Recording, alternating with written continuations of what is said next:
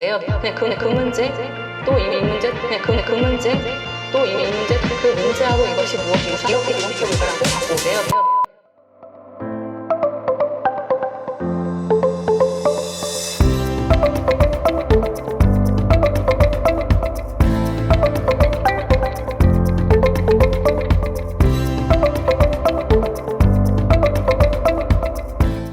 여러분 안녕하세요. 인싸 담당자 구독자 여러분. 자, 저는 김소원이라고 하고요. 자, 오늘은 대기업 인적성이나 공기업 NCS 필기를 준비하실 때 많이 궁금해하시는 Q&A 시간 좀 가져보려고 합니다. 질문 주시면 답변 많이 드릴 수 있도록 하겠습니다. 이해하는 거하고 암기하는 건 뭐 너무 당연히 사실은 이해가 훨씬 더 중요하기는 하거든요. 저는 특히 이제 수리 공부 같은 경우에도 풀이 방법을 암기하려고 하는 학생들이 좀 있어요. 근데 암기하게 되면 그걸 숫자만 바꿔도 다시 모르는 문제가 될 수 있기 때문에 이런 식을 세울 때 왜 어떤 식으로 의미를 갖고 있는지에 대해 이해를 하는 것이 훨씬 더 중요할 것 같고, 그래야만 응용력이 좀 생기실 수가 있거든요. 저는 그래서 해설지의 방법을 너무 따라가면서 공부를 하는 것을 좀 비추하는 편이에요. 그거를 먼저 개인적으로 한번 이것저것 방법을 생각하면서 접근 한번 해보고, 그다음 그런 방법이 다른 문제에도 통하는지 한번 응용도 해보고, 그렇게 해보셔야만 조금 더 문제를 보고 시험장 가셨을 때에도 그 방법이 좀 더 잘 기억이 나실 거라고 생각을 합니다. 당연히 암기보다는 이해가 훨씬 더 중요합니다. 관계없이 양치기는 아니고 관계 있는 양치기를 하시는 게 제일 좋긴 하거든요.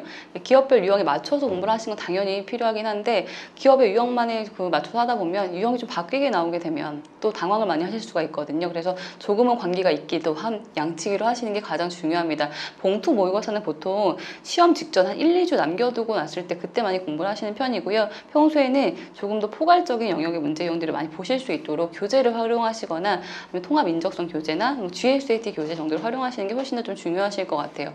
봉투 모의고사는 시험 직전에 실전 형태 감각을 좀 익히실 때 그때 좀 활용해 보시는 게 더 나으실 것 같습니다. 병행이 불가능하진 않은데요. 근데 한쪽에 맞춰서만 공부를 하시는 분들보다는 조금 경쟁력이 떨어지실 수 있어요. 아무래도 공부 범위가 너무 넓어질 수 있기 때문에요. NCS하고 대기업 인적성이 분명히 교집합은 있거든요. 뭐 추리나 또는 언어나 수리 영역에 대한 일부 유형이 같긴 하지만, 또 별개로 인적성에는 도식 추리나 도형과 관련된 문제가 조금 더 많이 나온다고 하면 그 기본적인 유형에다가요. 근데 공기업은 그런 문제 유형은 이제 출제가 되지 않고 NCS의 기본 유형에다가 정보 능력, 뭐 기술 능력, 대인 관계 능력이라고 추가 유형들이 많이 있거든요. 결국 두 가지 다 준비하시려고 하면 대기업에 나오는 인적성의 모든 유형, 그리고 NCS에 나오는 모든 유형, 이만큼을 다 공부하셔야 되기 때문에 하려면 할 수 있겠지만 제가 그렇게 추천을 많이 드리지는 않는 편입니다. 한쪽에 좀 집중을 해서 타겟을 해놓고 나서 하셔야만 조금 더 합격이 좀 편해지지 않을까 좀 생각을 하고 있어요. 그렇게 좀 얘기를 드리고 싶기도 하고요.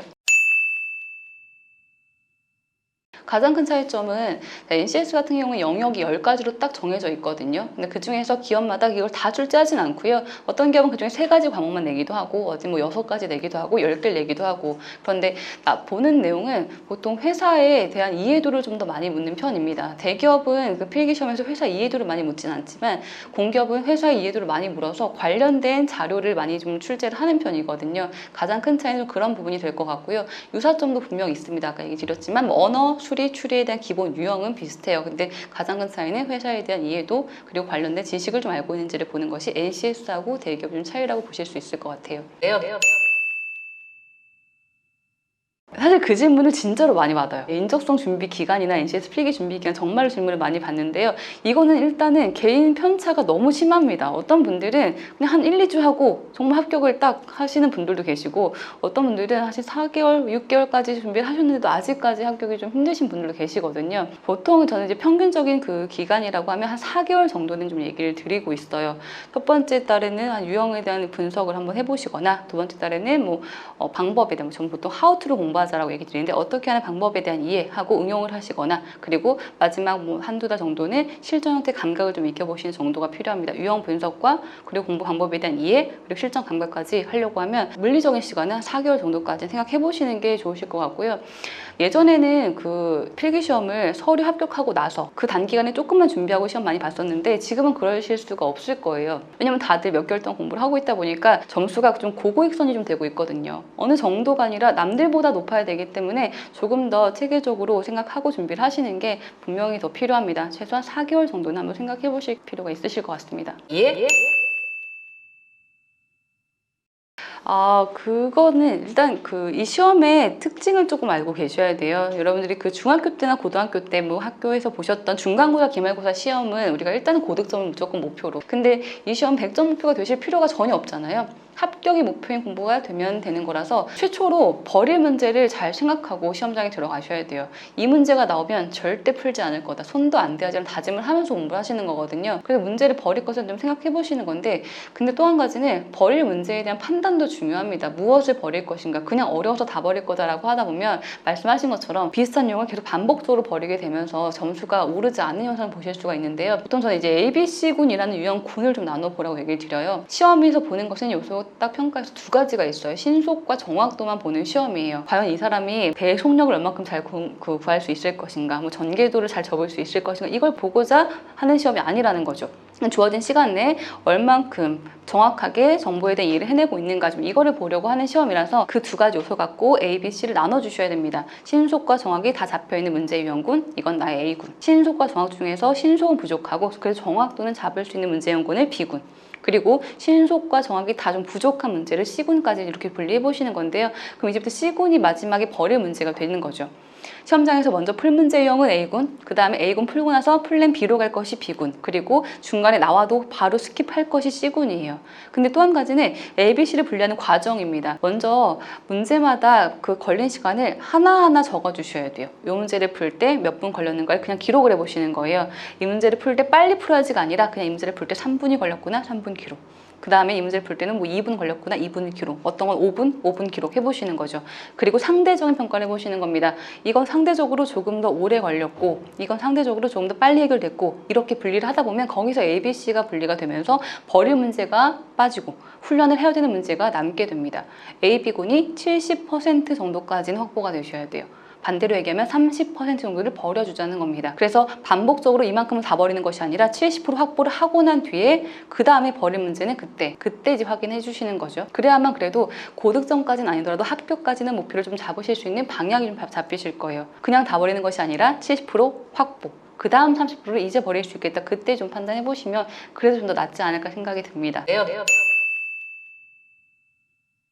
보통 많은 분들이 아마 GSAT 교재를 가장 기본 수어로 생각하고 많이 문제를 푸실 거예요. 저도 좀 그렇게 말씀을 드리는 편이긴 한데요. 삼성 GSAT가 문제 유형도 정말 많이 출제를 하고 있는 편이고, 그리고 난이도도 딱 이제 표준, 평균 정도라서요. 접근하시기에는 가장 적당한 교재라고 생각이 듭니다. 그리고 또 한 가지는 삼성 GSAT하고 그리고 통합 인적성 교재라고 해서요. 뭐 한 20대 기업 이렇게 좀 많이 모아서 들어있는, 좀 범위를 넓혀서 보실 수 있는 그런 교재도 많이 있거든요. 그런 교재하고 GSAT 정도 갖고 시작해보시면 나으실 것 같고, 피하시는 것이 좀 필요한 것은 실전 형태의 모의고사는 처음부터 보시는 것은 크게 의미가 없을 수 있겠죠. 실전 모의고사는 앞서 얘기 드렸던 ABC에 대한 분리가 되고 난 뒤에 버릴 문제하고 풀 문제 판단이 충분히 되고 난 뒤에 그때 시간 가지고 모의고사를 한번 보시는 것이 필요하실 것 같고요. 그 전에는 20대 기업 통합 인적성 교재 또는 GSAT 교재 정도를 참고하시는 게 제일 접근하기는 좋으실 것 같습니다. 인강을 듣고 나서 적용이 안 된다. 제가 많이 보는 현상이에요. 이제 같은 수업을 듣고 나서도 결과가 많이 다르신 분들을 많이 보게 되는데요. 이건 이제 앞에서 얘기 드렸던 것과 좀 연결이 될 것 같습니다. 암기를 하는 것이 아니라 응용을 해주셔야 되거든요. 그래서 이해를 해주셔야 돼요. 그냥 그 풀이 방법이 뭐였다라고 암기하려고 하다 보면 그 다음에는 정말로 자기 공부가 전혀 안 되고 있고 연결이 안 되실 겁니다. 단어 하나만 바뀌어도 다른 문제로 보이실 거예요. 그래서 조금 더 이해를 통해서 자꾸 정리를 해보시다 보면 다른 문제가 조금씩 눈에 보이실 거고요. 그 문제하고 이것이 무엇이 유사한 것인지 연결도 좀 시켜보시는 겁니다. 그냥 그 문제 또 이 문제 따로따로 보시는 것이 아니라 이 문제 갖고 이걸 본다면 이렇게 좀 이해를 통해서 연결시켜 보시면 조금 더 나으실 것 같아요. 물론 이게 좀 와닿지 않으실 수 있을 것 같긴 하거든요. 이 얘기가요. 근데 인강 듣고 나서 이 방법을 이 문제 이렇게 적용시켜 볼까라고 자꾸 응용을 좀 해보시는 것이 필요하실 것 같습니다.